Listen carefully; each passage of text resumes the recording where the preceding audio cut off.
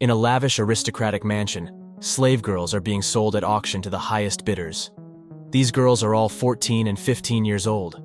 The organizer of this is Lady Collide, who apparently attacked poor villages and took their girls as slaves, selling them huge profits to other perverted and disgusting noblemen. As they say, a woman's worst enemy is another woman. The girls are helpless to do anything, and they can only cry. However, one of these girls is actually an assassin with a mission to kill these noblemen. She uses magic to break her bindings and to create a rifle which she uses to shoot all of these slave traders. Lincoln should have done something like this. The girl pretending to be a handmaiden also uses her magic and her skills to fight the guards. Meanwhile, two other assassins are watching the scene. One of them is an aristocratic boy named Lugh. Lugh aims his magic rifle at Lady Collide and shoots her. A bit of a backstory. Lugh is actually reincarnated, and he was originally from our normal modern world, and he was the best assassin in the world. Along with him is a rookie named Mila, whom he is training. As they complete their mission and leave the scene, a drone finds them and the border military comes after them. So, they fix a rifle on their vehicle and jump away. The rifle shoots at the border military and they shoot back, destroying the vehicle. They wait for the sun to come back up, and Lugh talks about how he was raised by their assassin organization and how this is the only thing he knows in life. He sees himself as a tool for the organization, and emotions are meant to be suppressed. But he's grown old in a profession where men die young. So, he will retire after this mission. He says that Mila is still an amateur, and she gets offended. So he takes her gun and points it at her before she even knows what is happening. A lesson in humility right here. They safely return to the airport and use their fake passports to board a plane. But suddenly, the plane starts shaking. A news channel reports that their flight has been hijacked by terrorists. But Lugh finds it suspicious because of how quickly the news was picked up. He realizes that this is a trap by his assassin organization. The organization probably wants to kill him to remove all evidence. He guesses that the drone and the border military earlier were also due to the organization leaking information about him. He breaks into the cockpit, and there are no terrorists. Only the dead pilots and the destroyed machinery. Lugh tries to pilot the plane, but suddenly, a military jet appears behind them. Lugh smiles, thinking that this was bound to happen, and also because he got a pretty grand coffin. The jet shoots at the plane, and Lugh dies. Lugh thinks about how he was always loyal to the organization. He would have died for them if they asked him to. But why did they betray him? He feels really frustrated. Suddenly, he appears in front of the goddess, who gives him two options. Number 1, have all his memories wiped clean and be reborn as a new person. Or number 2, be reincarnated in another world with his memories intact. He would retain his knowledge and experience, and in return, he would have to do a task for the goddess, to kill the hero of that world. Lugh says that he's always suppressed his emotions and became the perfect tool for his organization. But in the end, he was betrayed, and all his suppressed emotions started coming out. Starting with frustration, of course. If he gets another life, then he will live it for himself instead of as a tool for others. The goddess is fine with this, as long as he completes her request to kill the hero. She gives him all the information about the world's history and culture and about its magic system. She gives him 18 years after his birth to kill the hero. He asks why the hero needs to be killed, as he seems like an honorable man. The goddess replies that 16 years after Lugh will be born, the hero will defeat the demon lord. However, he will use his powers to plunge the world into chaos and destruction. Since the hero is an extremely powerful person, the goddess gives Lugh the highest stats that a human can possibly have. When humans are born, they have a chance of getting up to 5 skills. She gives him all 5 skills with the chance to choose them as well. The goddess warns him that he must not kill the hero before he kills the demon lord, only after. And if he can save the world without killing the hero, then that is allowed too. Lugh gets to choose 5 skills from a total of 123,000 skills. He must choose wisely, as the hero has 30 skills, most of which are S rank. Lugh chooses the following skills. Number 1, rapid recovery, to quickly recover his health, mana, stamina, and everything else. Number 2, spell weaver, the ability to create new spells. Number 3, limitless growth, which allows him to upgrade his skills as much as he wants. Number 4, martial arts, which is for basic fighting. Number 5 is something he does not reveal yet, but it's something that Lugh finds exciting, so let's wait. Then, the goddess sends him to be born into the noble family of Tuatha Dé, which makes its living by assassinations. He begins life from an infant baby and onwards. Lugh's father, Cian, prepares to raise him as an assassin. His mother, Ezri, is worried because apparently they've already lost one son before. But Cian promises to protect Lugh no matter what. 7 years later, and Lugh is already a seasoned fighter. But he cannot use magic because he hasn't had the right training yet. He also cooks his own food to ensure that he gets the right amount of nutrients to develop a strong body. Both Cian and Ezri are thoroughly impressed by him. Lugh thinks about how this life of a happy family is something he had never experienced before.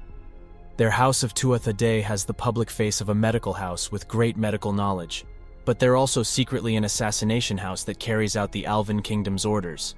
Cian raises Lugh by teaching him medical and human anatomy secrets, while also training him to be an assassin worthy of their house name.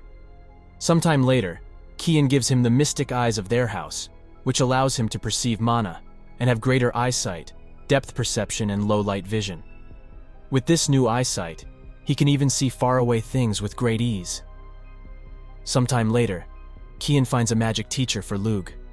It turns out to be Dia, the girl from the beginning. Lugh is not impressed that Dia is just a child. So Dia creates this huge fire to display her power, as she's one of the top 5 mages of the academy. Dia begins their lessons by giving him a far stone, which can be used to store mana. She asks him to pour some of his mana into it, but he has way more mana than the far stone can hold because of his rapid recovery and limitless growth skills. Dia starts panicking and tells him to throw the stone.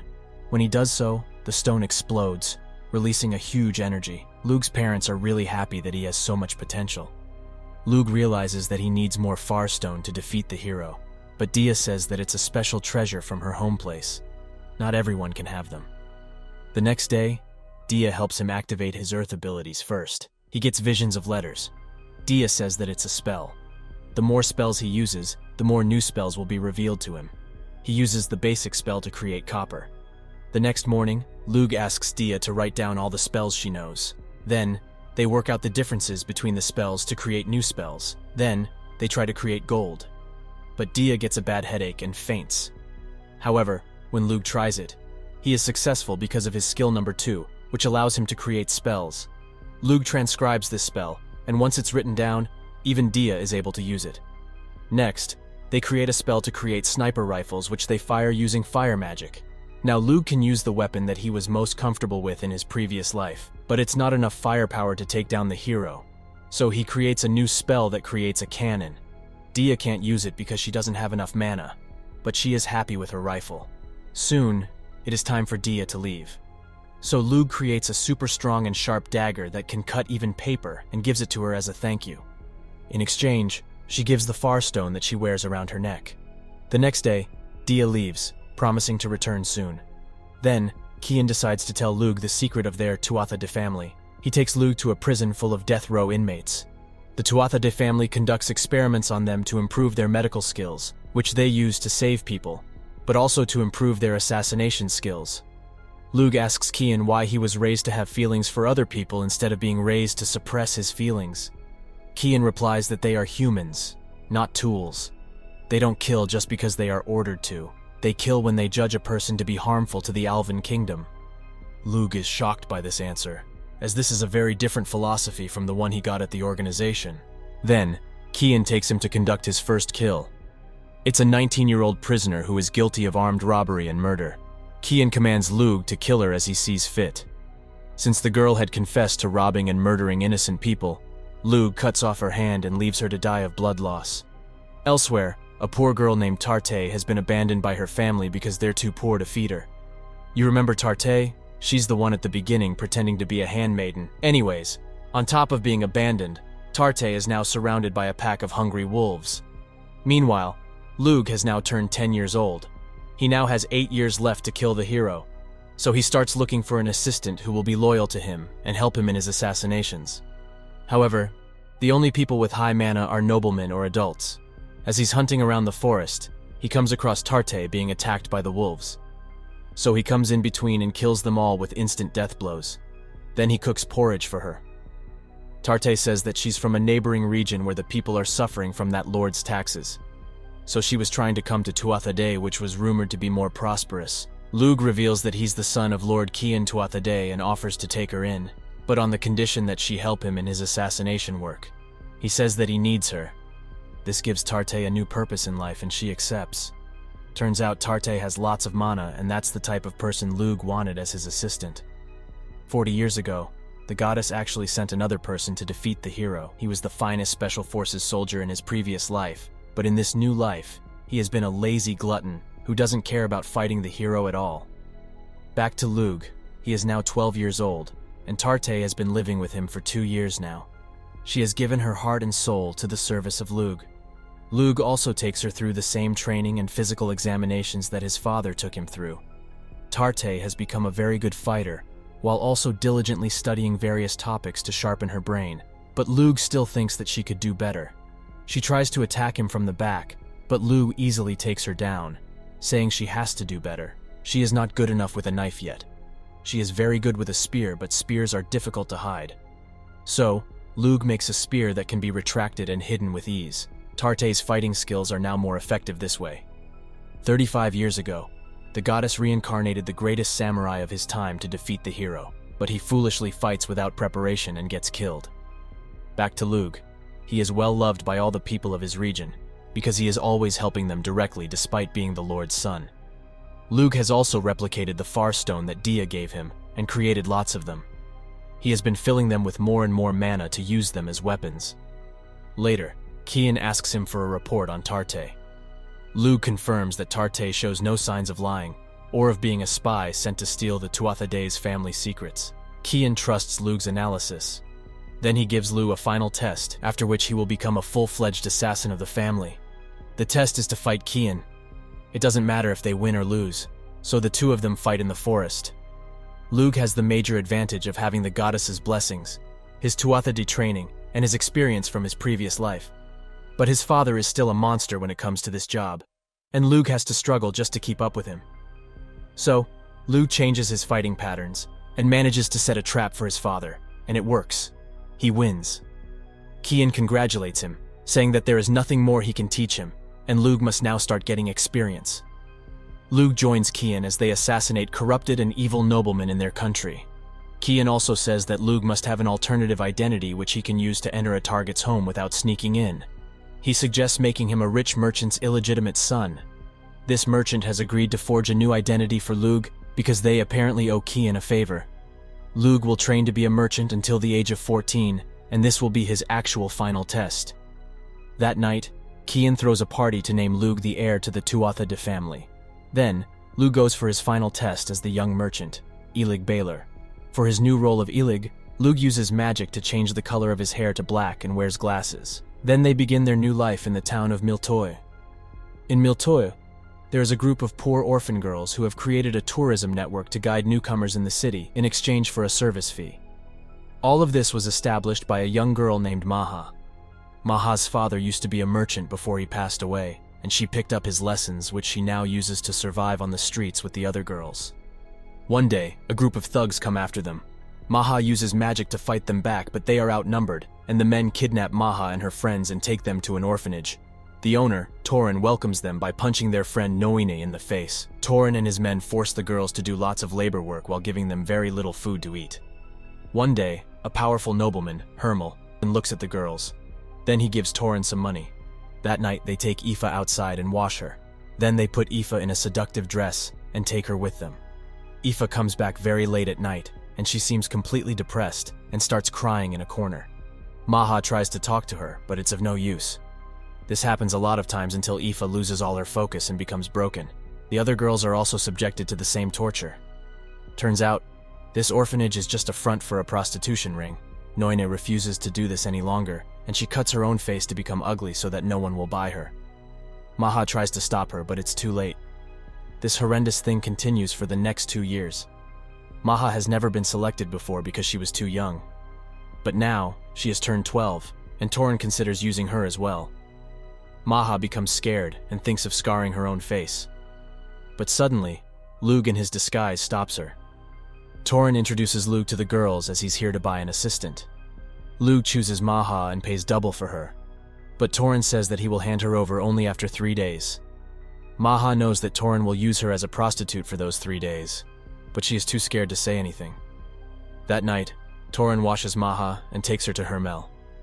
On the way, she keeps thinking about Lugh's handsome face, and how he will save her soon. She accidentally uses mana to escape from the carriage, but Torin's helper also has mana and he stops her. But Lugh arrives just then and breaks their arms. That night, Tuatha wears a disguise and goes to Hermel. But some guards enter the place with a warrant for human trafficking and arrest him. Then, Lugh heals the scars on Noin's face and officially takes in Maha. Lugh meets up with Mr. Baylor, Kian's rich merchant friend, who will be acting as his adopted father. Mr. Baylor even makes up documents showing their adoption. After 6 months, Mr. Baylor is impressed by Lugh's knowledge and merchant skills, so he gives him his own shop to run however he wishes. Lugh plans to use this store to get close to the nobility. For that, he will need to sell something that appeals to the higher class.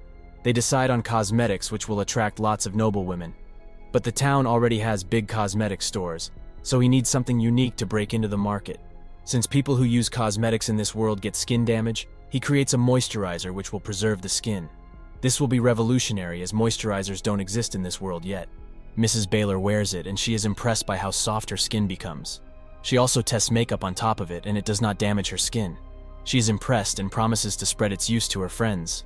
Mr. Baylor promises a budget to mass-produce the moisturizer. But the making process requires a secret Tuatha Dé formula called lecithin. Lugh will keep the lecithin a secret so that other companies won't be able to replicate it and Mr. Baylor won't take advantage. And it will also help Tuatha Dé to bring in some income. After a month, they open their shop and it attracts tons of customers. They also bring in Maha's old friends to work on it. Because of this, Lugh starts getting invitations from big nobles and princesses. Tuatha also informs him that spies from other companies have been trying to bribe their employees recently. One night, one of their spies enters Lugh's home to kidnap him, but Tuatha and Maha take care of him. 30 years ago, the goddess chose the best rapper in the world to kill the hero with his sick verses. But he ends up insulting people around him and making enemies out of everyone. Once every month, Lugh goes to meet Dia to make new spells and spend some quality time together. Dia invents a new spell and Lugh transcribes it. Once that is done, they both will be able to use it.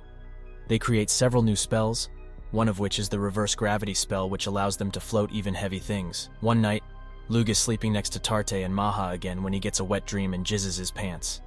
Seeing this, the two girls offer to take care of it the next time such thoughts come into his mind. Lucky guy. Over the years, Lugh sends Tuatha to various battles to gain combat experience. She ends up defeating many men, earning the nickname Lightning-Fast Battle Maiden.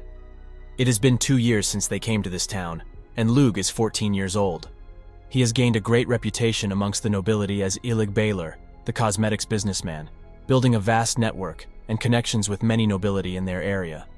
Soon, it is time for Lugh to return to Tuatha Dé. While he's gone, he hands over all responsibility to Maha, who has become an even better manager than before. She suggests that they expand their business to a neighboring town. A trading company has fallen into decline, so they are selling their assets. Maha suggests that they buy those assets. But Lugh has already researched Maha's past.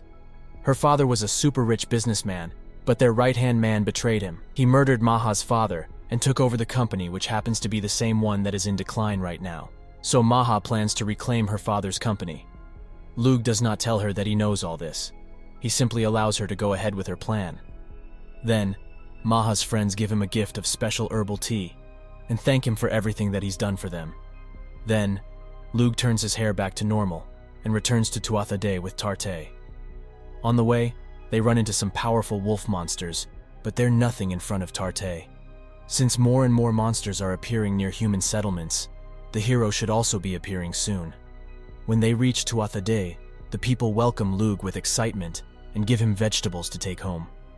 Esri welcomes him with her usual enthusiasm. Kian congratulates Lugh on being a man. Then he says that he had another secret reason for sending Lugh to live with Mr. Baylor. He wanted Lugh to experience the life of a businessman and gives him the choice to give up on the assassin's life and become a proper businessman instead. If their family's assassination history were to be leaked, then the Alvan Kingdom won't protect them. Lugh chooses to remain a Tuatha Dé assassin as he has come to value the people here and he wants to protect them all. Then, Lugh says that he's in love with Dea and wants to marry her. Cian is very supportive of his decision. Then, he gives Lugh his first proper mission.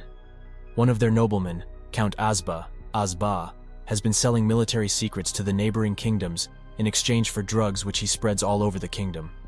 Cian gives him the option of killing Azba with whatever method he wants. First, Lugh sends a message to Maha telling her to use their network to find all the secret information about Azba. Then, he and Tarte go to do their own research. 25 years ago, the goddess reincarnated the best paparazzi in the world to ruin the hero's image and demotivate him into doing anything evil. He tries to photograph a hit and run, but he gets run over instead. Meanwhile, Lugh and Tarte reach a nearby town where they see lots of wounded soldiers who were put at a disadvantage because their battle tactics were exposed by Azba. In an alleyway, a girl named Lugh, tries to sell them jam. Lugh tastes it, and it turns out to be drugged. He breaks the bottle, so 4 men come at them, ready to fight. But Lugh and Tarte defeat them easily. Lugh takes them to see her mother, who has become addicted to the drug. Lugh changes her biological structure so that she is no longer addicted. They return home just in time to receive Maha's report. They get the confirmation that Count Azba really has been selling drugs to other regions, but claims that the mafia is the one doing it. He has bribed lots of high nobility. Because of that support, the royal family has not been able to arrest Azba. Lugh takes his identity as Elig Baylor and goes with Maha to Azba's estate. Despite being an agricultural-based region, Azba's estate is super huge and lavish. Lugh and Maha present their latest cosmetic product to Azba's wife, Bridget, and ask her to promote it. They also get to meet Azba properly. They spend some days participating in parties and collecting information. They find out that Azba enjoys drinking wine at night on the balcony. That night, they go to a nearby hill where he creates a sniper rifle. Then, he uses magic as a scope to aim. He thinks about how he was a killing tool in his previous life. But in this one, he himself decides who dies and who does not. He pulls the trigger, and Azba dies. Suddenly, Bridget runs to the balcony and starts crying over Azba's dead body. In his past life, Lugh never felt emotions after killing someone, but now he feels a little sad. Tarte hugs him and consoles him, saying that it'll be all right. Lugh says that he does not regret this assassination, but he won't forget it ever. Later, he sends Maha to find information about something called divine treasures, which are extremely powerful tools that cannot be made by human hands. Maha finds information on one of these divine treasures, a spear which is owned by a man named Saitanta, who is most likely the hero. Saitanta has been fighting for a rebel army against the neighboring kingdom's royal armies. Dea is a nobility of that kingdom, so Lugh goes to check up on her. He offers to take her out of her kingdom to somewhere safe, but Dea gets angry at her. She says that she has a responsibility to protect the people of her region and help her kingdom. Then, she also dyes her hair, and they go down to town for some chill time. They have a nice time walking around town. 20 years ago, the goddess reincarnated the world's best teacher to teach the hero to become a good person. After spending a nice day together, Lugh wishes Dea good luck and leaves. After Lugh is gone, it is revealed that Dea is actually preparing for a full-fledged war because the rebel army might attack their region soon. She cries, believing that this was the last time she saw Lugh. Sometime later, an injured soldier arrives at Tuatha Dé. He gives a new assassination target to Cian, and Cian passes the job to Lugh. The target is Dea, but he gives Lugh the option to accept or decline the job. So here are the facts.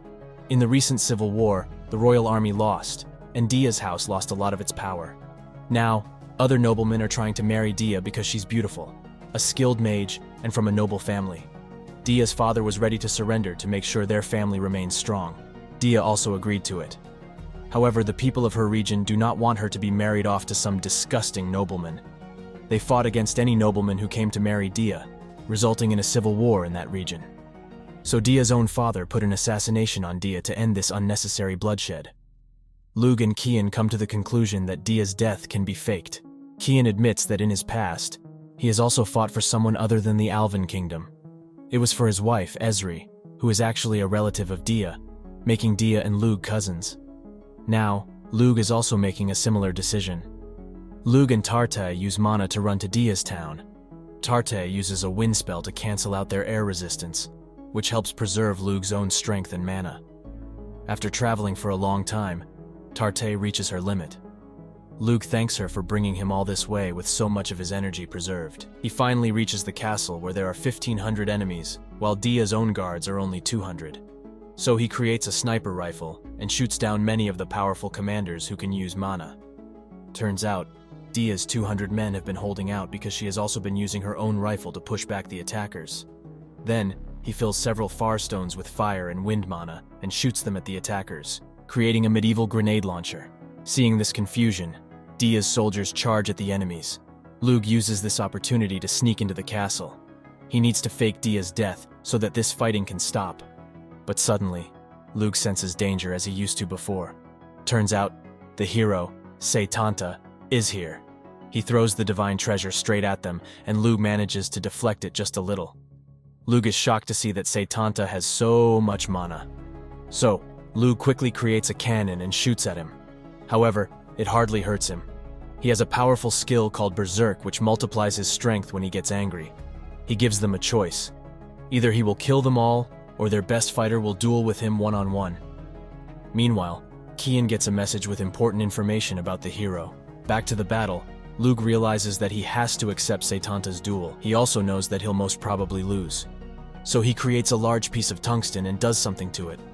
Then Lugh goes out and talks to Tuatha to buy some time, making up conditions about how they will fight and what the winner will do. He manages to buy lots of time with these unnecessary questions. While this is happening, the goddess is watching them with excitement. Tuatha starts getting excited seeing Lugh's confidence. He was also impressed by the cannon shot from earlier. Lugh pretends to pull out a knife, becoming ready for battle. Suddenly, a massive destructive power drops down on the battlefield right on top of Tuatha. So here's what happened. In modern Earth, military advancements allow people to drop large metal rods from space that will fall with so much speed that it is pretty much as destructive as a small nuclear bomb. He created tungsten, which is super strong and durable. He used the reverse gravity spell that he and Dia created to send the tungsten to space. And finally, he put a windshield around it, just like Tarte did earlier, so that it would not slow down due to wind resistance, nor would it get burnt up. Then, he simply let it fall on the hero Tuatha. It causes so much destruction that the whole area is destroyed. Lugh tries to use a shield against it, but he still gets seriously injured. Tuatha is dead, and they have won the battle. Dia comes and heartfully thanks him for everything he did for her. Lugh leans forward and kisses her. Then, he and Dia go back to Tuatha Dé. In conclusion, Maha and the girls are doing good business back in their town. Tarte continues training hard. Lugh and Dia start living a wonderful life together. He also starts developing a handgun. Kian changes Dia's identity to protect her and makes her Lugh's younger sister. Since she shares facial features with Ezri, people will believe it. Then, he gives Lugh some bad news. The actual hero has appeared in their kingdom, which means Tuatha was not the hero. The hero, Lord Epona, arrives at the capital of the Alvan Kingdom. Subscribe for more videos like this, turn on the notification and leave a like to help the channel out. Thank you for watching.